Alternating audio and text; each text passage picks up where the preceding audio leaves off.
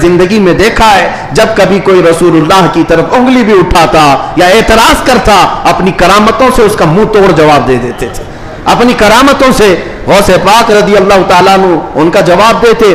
اگر کسی نے حضور پاک صلی اللہ تعالیٰ علیہ وسلم پر اعتراض کیا کہ انہوں نے مردوں کو زندہ نہیں کیا تو غوث پاک نے اپنی ٹھوکر سے مردہ زندہ کر کے دکھایا.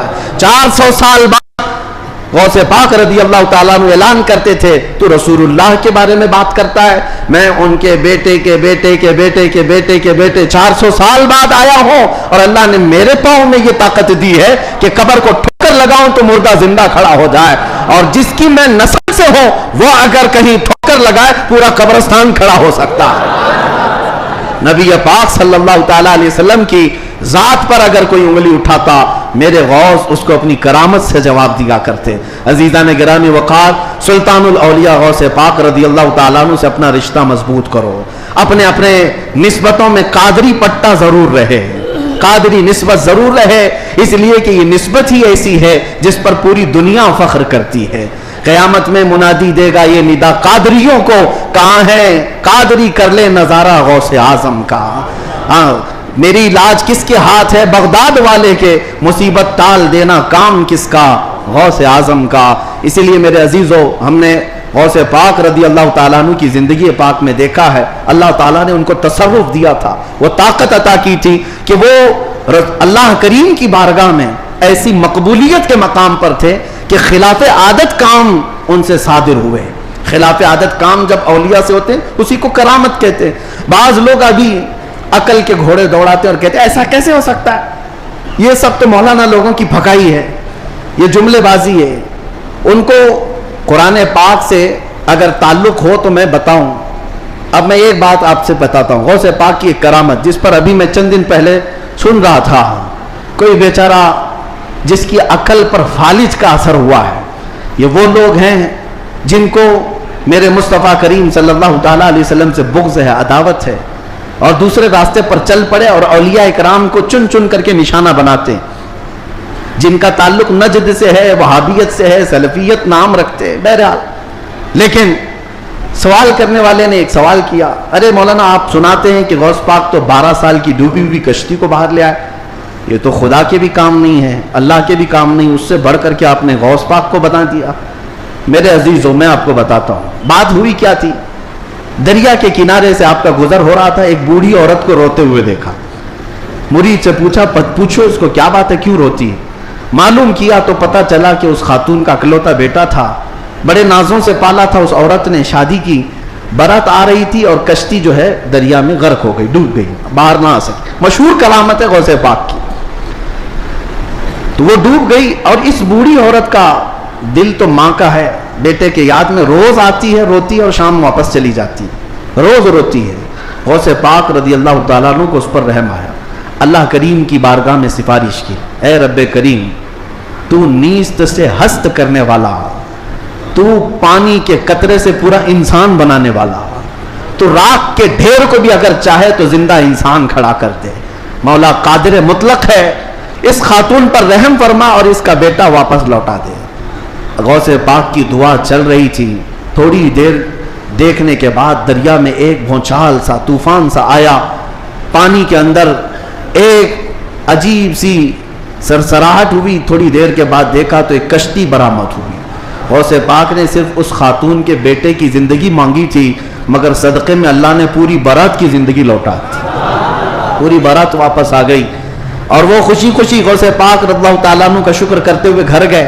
12 سال کے بعد مچھلیاں کھا گئی ہوں گی, کشتی کے پرزے ختم ہو گئے ہوں گے, لیکن رب ذوالجلال قادر مطلق ہے.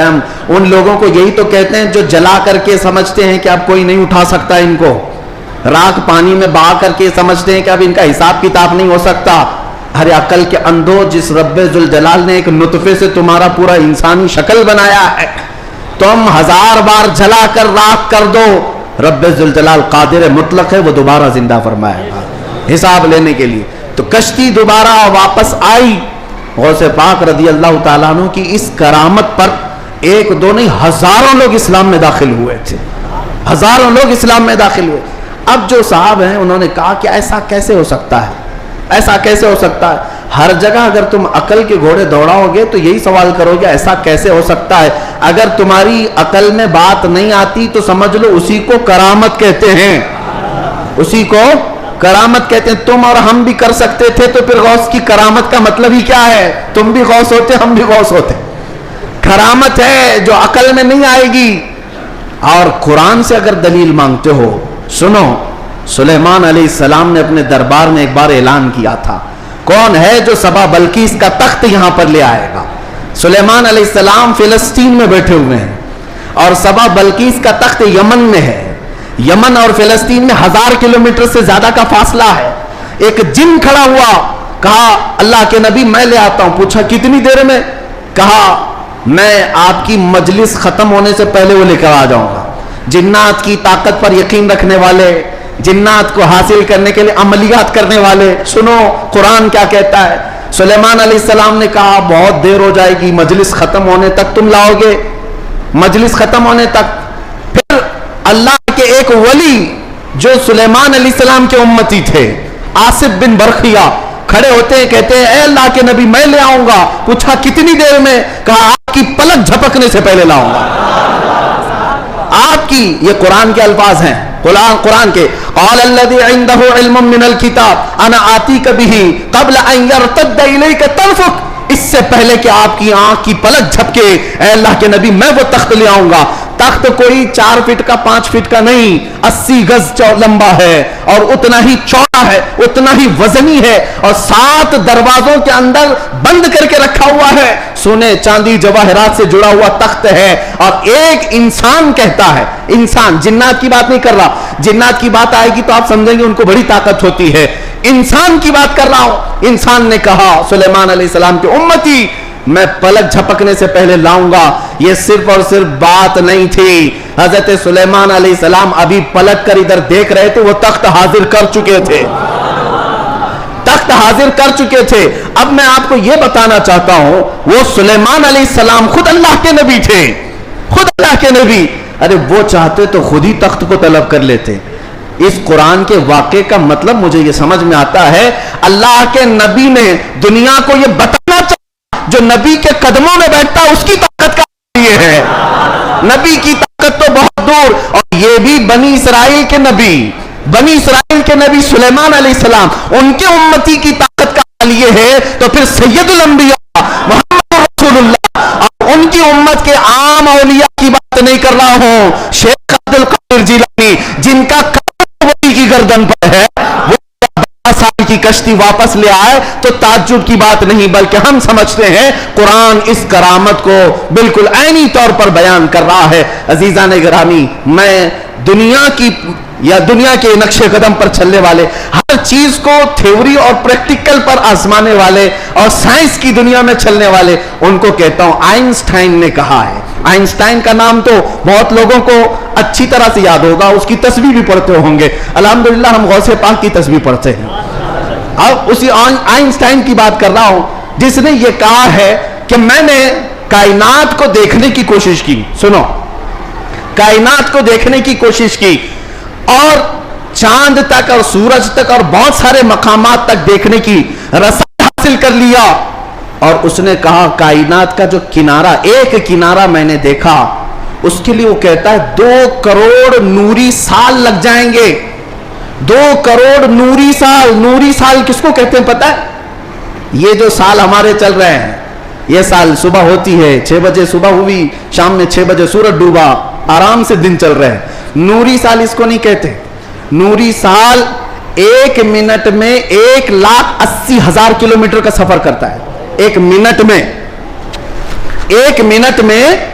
1,80,000 کلومیٹر کا سفر طے ہو جاتا ہے نوری سال میں. اس طرح 1 منٹ کی بات کر رہا ہوں, 1 منٹ کی, اس طرح کے 2 کروڑ سال لگ جائیں گے کائنات کو دیکھنے کے لیے. یہ کون کہہ رہا ہے؟ آئنسٹائن کہہ رہا ہے, جس کے پیچھے تم لوگ آگے پیچھے جس کو قبلہ بناتے ہو.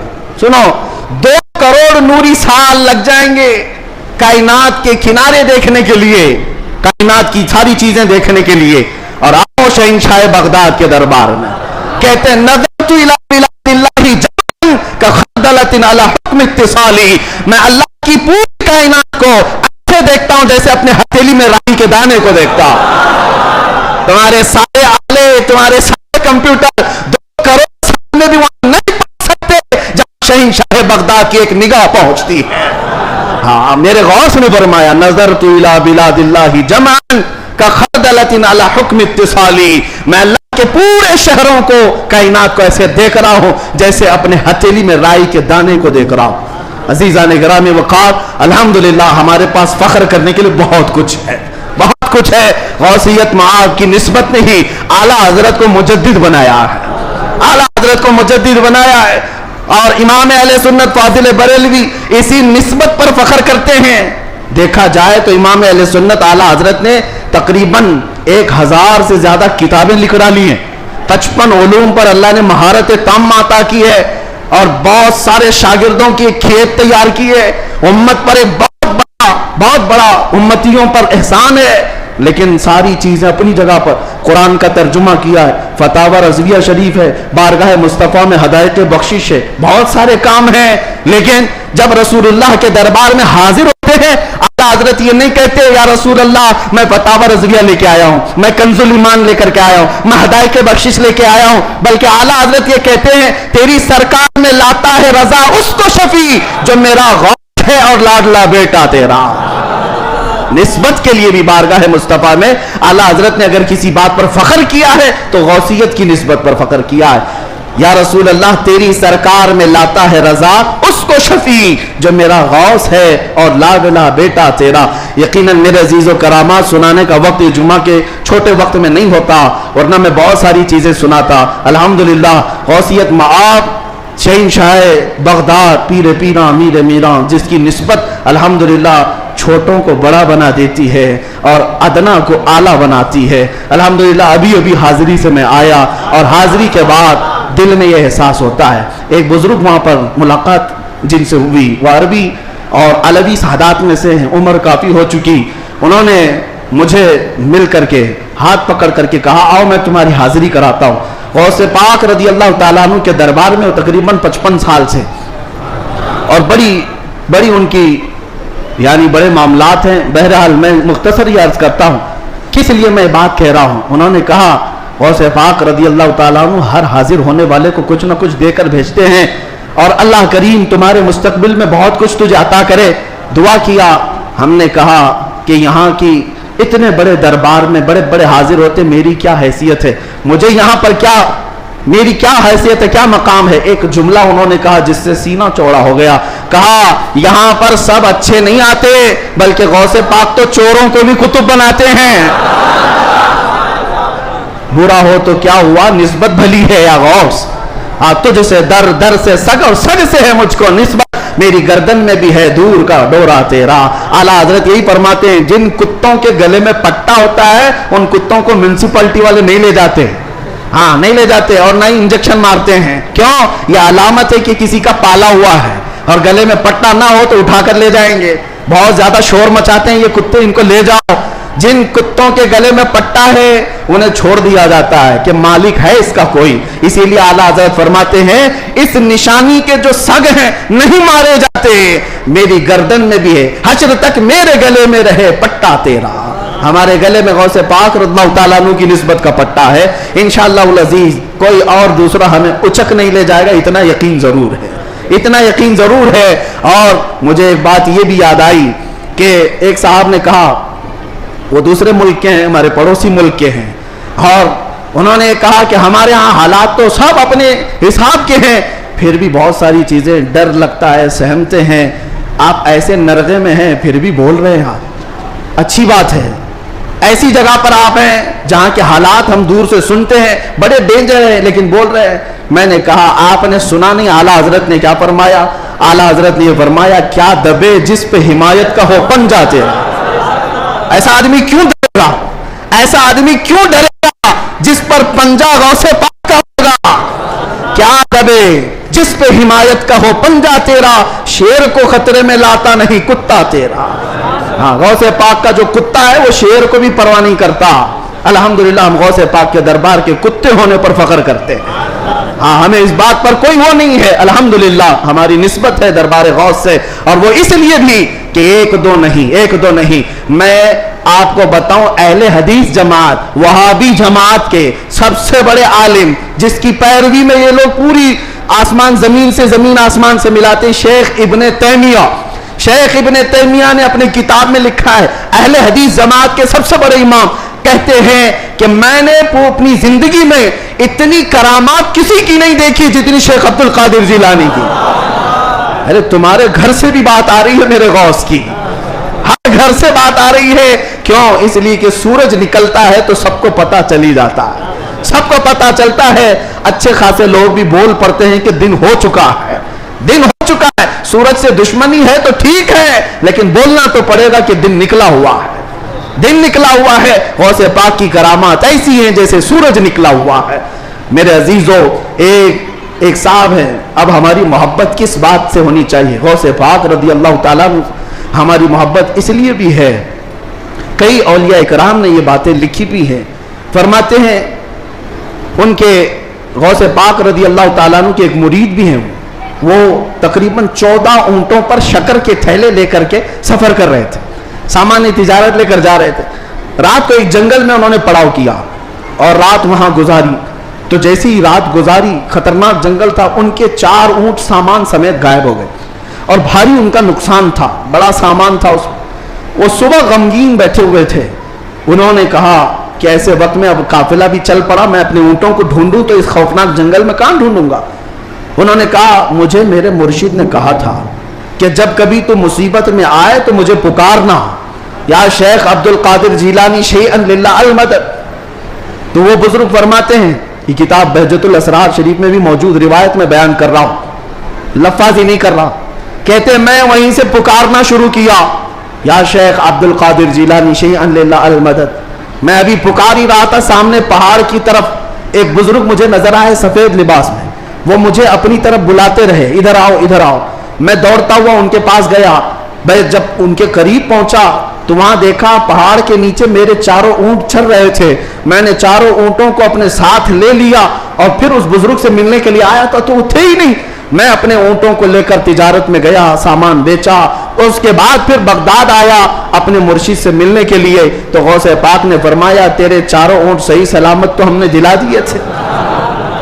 یہ غوث پاک کا مقام ہے.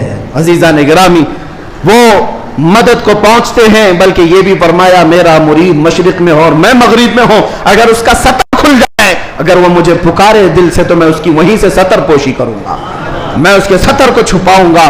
یہ نسبتوں کی بات ہے. یقین تمہارا کتنا مضبوط ہے، کتنا مضبوط ہے، اس یقین کی بات ہے. وہاں غوث پاک کے خلیفہ ہیں، ان کے مزار کے پیچھے ہی ان کا مزار ہمیشہ پانی میں رہتا ہے. ابو خمرہ ان کو کہتے ہیں.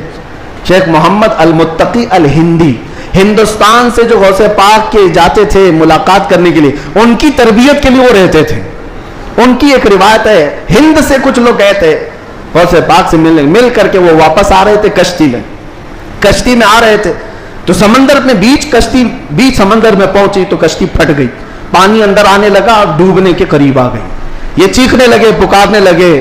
اور اسی وقت وہ سارے مرید کہتے ہند سے جو گئے ہوئے تھے، کہتے ہیں اچانک ہماری کشتی میں ایک کالے رنگ کی چادر اوڑے ہوئے بزرگ آئے. ان کے ہاتھ میں بڑی سی سوئی تھی، دھاگا تھا. وہ جلدی جلدی ہماری کشتی کو جہاں جہاں سے پھٹی تھی سیلنے لگے اور سل کر کے پانی پورا باہر کیا. ہم تو ڈرے ہوئے تھے، ڈوبنے کے انتظار میں بیٹھے ہوئے تھے. کشتی پھر اپنے مقام پر صحیح سلامت چلنے لگی. ہم اللہ کا شکر ادا کرتے ہیں. اچانک وہ بزرگ جو آئے تھے، ہم نے پوچھا کہ آپ ہمارے ساتھ سفر میں ہیں یا کون ہیں؟ انہوں نے چادر ہٹائی تو سیدنا شیخ عبد القادر جیلانی تھے. فرمایا تم میرے مرید ہو، مجھے پکارا، اللہ تعالیٰ نے مجھے بھیجا، میں تمہاری مدد کے لیے آیا. عزیزہ نگرانی، 1 2 نہیں، بہت ساری کرامات کتابوں میں روایتاً لکھی ہوئی ہیں، اور 1 2 نہیں، کئی تواتر کے ساتھ یہ روایتیں موجود ہیں. اس لیے بارگاہ غوثیت مآب میں ہم اتنا ہی کہتے ہیں جو اعلیٰ حضرت نے کہا تھا، اے غوث سر بھلا کیا کوئی جانے کے ہے کیسا تیرا، اولیاء ملتے ہیں آنکھیں وہ ہے تلوہ تیرا، سارے اقطاب جہاں کرتے ہیں کعبے کا طواف، کعبہ کرتا ہے طواف در والا تیرا، کیا مرتبہ اے غوث ہے بالا تیرا، اونچے اونچوں کے سروں سے قدم آلہ تیرا. اللہ کریم اسی نسبت پر زندہ رکھے اور اسی نسبت پر ہمارا خاتمہ عطا فرمائے. اسی لیے میں وہی دعا کرتا ہوں جو جمیل قادری رضوی نے کیا تھا، اعلیٰ حضرت کے مرید، سچے مرید. انہوں نے کہا تھا عزیزو کر چکو تیار جب میرے جنازے کو، عزیزو کر چکو تیار جب میرے جنازے کو، کفن پر لکھ دینا نام والا غوث اعظم کا. وآخر دعوانا الحمدللہ رب العالمین.